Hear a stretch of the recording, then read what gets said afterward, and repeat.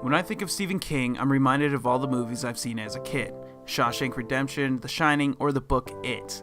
Lately, I've been doing an exercise that involves looking at someone society claims is famous, and instead of looking at where they are now, I try to figure out where they got their start. This inspires the hell out of me, and I recommend it to anyone. So how did American author Stephen King get his start? Well, Stephen King wanted to be a writer ever since he was a kid.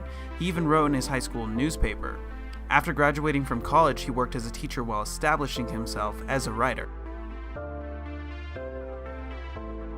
His first book that was ever published was in 1974, and it became a success and sold over 1 million copies in its second year. But before he even started writing his first word, he made sure he had the best typewriter available in the 1970s. He made sure his walls were painted completely white and his office was soundproof, and after all this happened, he began writing. No. That is not how it went at all.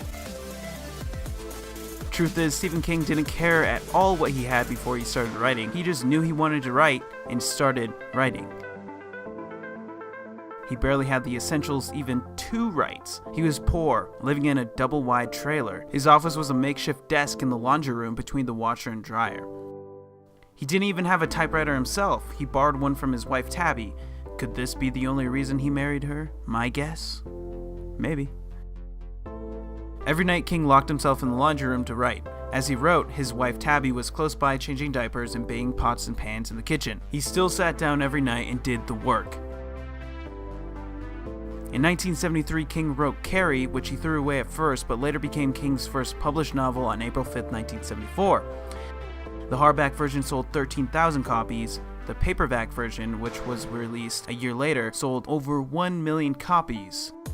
So what can we learn from Stephen King's story? Start where you are. Truth is, you don't need the perfect office or equipment. All you need is to do the work where you are and with what you have. That's all. As Seneca wrote, it's first to have what is necessary, and second to have what is enough.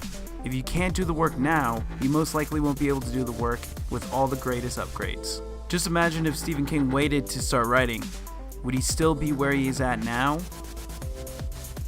And if you don't start right now, where will you be in 40 years?